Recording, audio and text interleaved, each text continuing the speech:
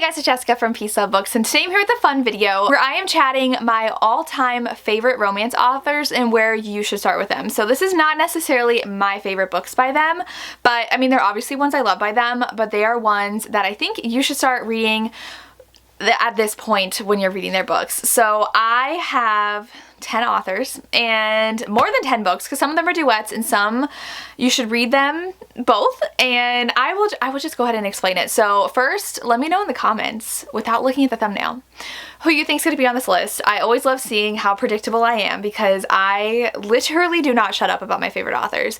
This was hard to narrow down. We'll just go ahead and get to it. So the first one I will talk about is one of my original favorites. I have been obsessed with her books for like 5 years now. I discovered her when I think there were only 2 books in her one series that she's most known for, and that is Giana Darling. So I think only Welcome to the Dark Side was out. I remember when book 3 in that series came out, and I have been obsessed with her ever since. So I am not going to recommend the Fallen series first, the Fallen Men series, because I will say Lessons in Corruption is probably one of the weakest in that series because I've seen so many people start the series, read it, and not like it, and I don't want that to be your introduction to her and put you off reading the rest of her books. I love it. I know it's a little over the top at times because I think that the hero calls her babe, I think, a lot, and that's like people hate it, but you should start with the Anti-Heroes and Love duet. I think this duet is amazing and Gianna did such a good job writing it. It's 2 books and her female characters are so good, and she writes romance so well and she researches so well. So like her one series is MC, this one is Mafia, and the hero is on trial and the heroine is his lawyer, and he makes it a point that she has to live with him to give him updates, like immediate updates, and so she has to, and she is a very hardened and strong woman. She has experienced some hardships in the past in relationships, and people have betrayed her trust, so she just doesn't trust anybody anymore. And it is very Grump Sunshine, where she is the grump, he is the sunshine, and it was so good. Lots of action in here too. I loved book 2 and how things wrapped up. I definitely need to reread these. I think I do have them on audio, but this is just like a great duet that showcases her ability to write and storytell, and she's such a beautiful writer. My all-time favorite book of hers is in the Fallen Men series. It's Inked in Lies, but I highly recommend checking this duet out if you're new to her. The next one was hard because, again, I'm not recommending my favorite by this author, but it is Kiwi Tyler. I read her, I think, 2 years ago and literally will not stop talking about her, and I think I read most of her backlist. She is the queen of taboo, so that's why I'm recommending one of her taboo books, and it is my second favorite book by her. So my favorite book is Forget Me Not.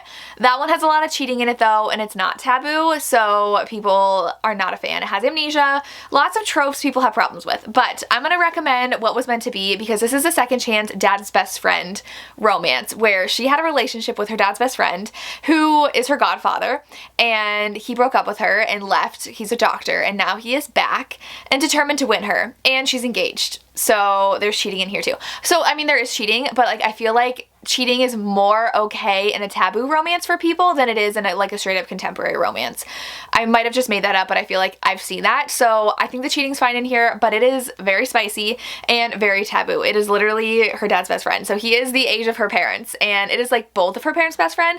So you know there's a lot on the line, like if people figure out about their relationship, but it's a taboo, and if you're gonna read her taboo stuff. So I highly recommend picking this up first and then reading her other stuff of what sounds interesting to you. But one of her best works, her newest one, and she's writing a Bodyguard one next, and I'm dead. This next one was hard because it's Jennifer Hartman, and I feel like if I told you to jump into Still Beating, that might be a bit much for some people because that book is dark. It is very dark. It is they're kidnapped together and fall in love. So I also have not read most of Jennifer's backlist. I've only read 3 or 4 of her books. I need to read more. I just put it off because I know I'm going to be obsessed, but I recommend starting with her duet. So this one is the Optimist Guide to Heartbreak and the Pessimist Guide to Love. I loved the first one. I didn't love the second one as much, but I think this is a really great introduction to her, especially if you're not a super dark romance reader. If you are, go read Still Beating, but this one does a really good job at her emotions and just having very damaged and emotional characters. So this one, the heroine was best friends with the hero's sister when they were young, and they were like on the cusp of something more. They were like preteens, they really liked each other, but then something very traumatic happens and they're torn apart, and now she is back in town living in his old house. She bought it, she's living in it, and she tries to get a job at his like mechanic shop. as like the secretary working the front desk, and he wants nothing to do with her. He's extremely grumpy, all tattooed, very nice looking now, and she just wants to be in his life again, and she is dealing with something though that she's hiding from him, and it's their romance, and I really enjoy this one. I did not love the second one as much. I think he gave it 3.5 stars, but the first one I gave 5 stars I was obsessed with, and I think this is a really good introduction to her ability to create very emotional romances of two characters who are going through things, and especially like the heroine wanting to get more close to the hero and just like find closure of what happened. And so the second one is very much more focused on him, and it was still good. And I know people who will love the second one, but I think this is a great place to start with her, especially if you're not ready to dive into her darker stuff yet, because I also read The Wrong Heart, and that really deals with suicide, and that's really dark. So just, this is like the lighter of her stuff, and I think it's a good place to start for her before diving in deep to the other stuff. Then I have Penelope Douglas, and this one again, I feel like people are gonna have opinions about of what I should recommend. I'm gonna recommend the Devil's Night series. This was my I read her Bully series first, and I really liked it, but this one is dark romance, but like not super dark, and they're just addicting. And we have an anti-hero in book 3, and it's such a fun series. I loved this. I was obsessed with the first one. Kai in book 2 is my favorite. Damon's story is tons of people's favorites in the third one. I think this series is a great way to get into her writing and get into her stories, and how there's a lot of like cat and mouse games going on with their characters and darker things that happen, but not super dark. I don't want to recommend Birthday Girl because that is some people's like elite favorite, and I don't want to recommend the best first, because then like where do you go from there? So read this series first. I had so much fun with it. It's her boyfriend's brother, and they come back after like graduating high school for Devil's Night, where they kind of like terrorize the town, and they are seeking revenge on her because something happens where some of them went to jail and they're blaming her. So a lot of drama and past conflicts between them, but very fun. I love this series so much, and it's hyped for a reason. So read this and then go to Birthday Girl, but don't read that first, because then I don't know if you'll like anything else she writes, because Birthday Girl is elite. Then of course I have my favorite, Catherine Cowles. I'm gonna recommend her Tattered and Torn series. I love her writing, and I love her new series, but I think that you'll really love her last completed series, Tattered and Torn. They're small town romantic suspense, and they all have just amazing tropes. And then this one's hate to love. We have brother's best friend, we have roommates, we have both very, very damaged people, and they're really great. I think that the series has the best tropes, and you will have a really great payoff when you get to book 5. So book 5, this whole series revolves around the fact that the heroine of book 1, her dad, kidnapped the hero's sister, and this really revolves around the hero's family. Most of the books involve a sibling in the series and a love interest, and so she moves back into town after having turned her father in for kidnapping the girl, and that's like how like they get her back. And so he hates her for what her dad did to his family, because the heroine that was kidnapped is very, very damaged, and she is very withdrawn and doesn't like people a lot. She really loves her horses, and so in book 5, it's finally her book with another very damaged hero, and they actually help rehabilitate horses together, so, or like help horses that are traumatized. So this was such a good series. I loved every single one. Book 3 is my absolute favorite, but book 4 we have really good chronic pain rep, and then book 5 is the 2 damaged characters, so you can't go wrong with this series. I've been loving her new series though. You have to love romantic suspense if you read these though, because every single book has romantic suspense in it. So there's someone trying to like take him down or like kill someone or sabotage someone, so know that going in, but I love this series, so definitely start with this one if you're interested in starting with Catherine. Then I have another one that is one of my all-time favorite authors, and that is going to be Brittany Cherry. And this was hard because I think you should start with her Element series. However, I started with book 1 of that series, and it did not make me fall in love with her. Books 3 and 4 did. So I recommend reading books 3 and 4 of the Element series first. These have nothing to do with each other. I don't even know if characters overlap in these, honestly.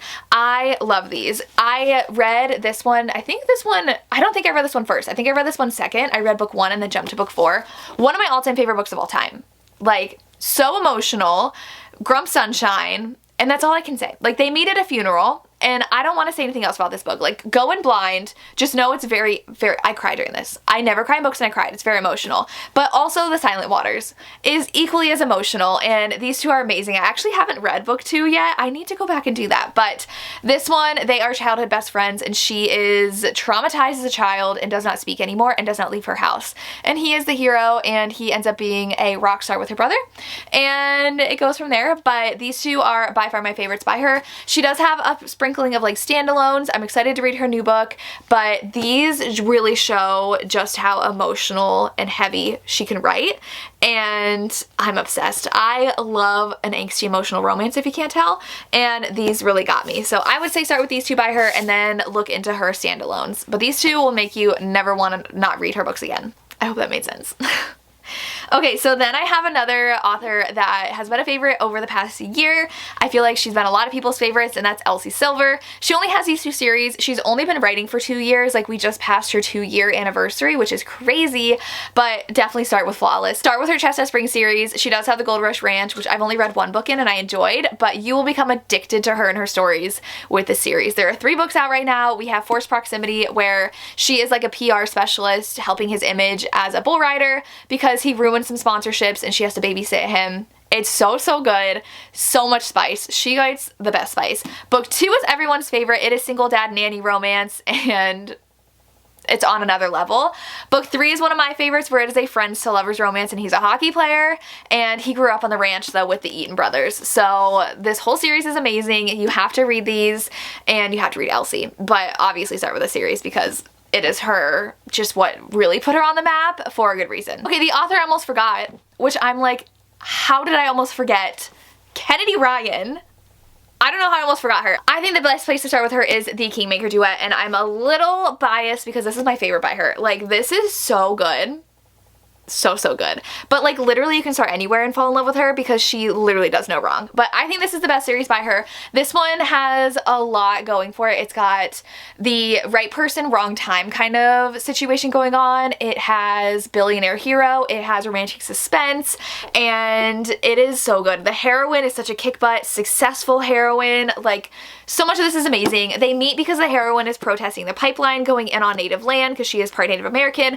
Her mother is one of the many native women who go missing that never get found, and the police don't help. So she was protesting, and the police come and break it up, and she goes to jail. The hero's father is putting the pipeline in. He goes to jail too during that protest. They meet. He's a little too old for her at the time because she's like 15, 16. So they continue to meet throughout their lives, and it's amazing seeing them go through their lives, just missing each other and getting back together. And this leads into Queen Move, which is the spinoff to this series, where it is Kimba's story, who is one of her friends, and that book's amazing as well. So once you finish this book, you'll immediately want to jump into Queen Move, which is a childhood friends to lovers romance and single parent, and it is so good. Like, you cannot go wrong with Kennedy Ryan, but I recommend starting with this series, and it's not too emotional. I feel like if you jump into her Hoops series or her Grip series, you're gonna be like bombarded with emotion. So if you don't need emotion just yet, read these, but if you really want emotion, the Grip series or the Hoops trilogy will really get you. Before I Let Go is also one of my favorite books by her. Literally, like I said, you can't go wrong, but I love this duet. So then I have an author that I wasn't sure I could include because I've only read 2 of her books,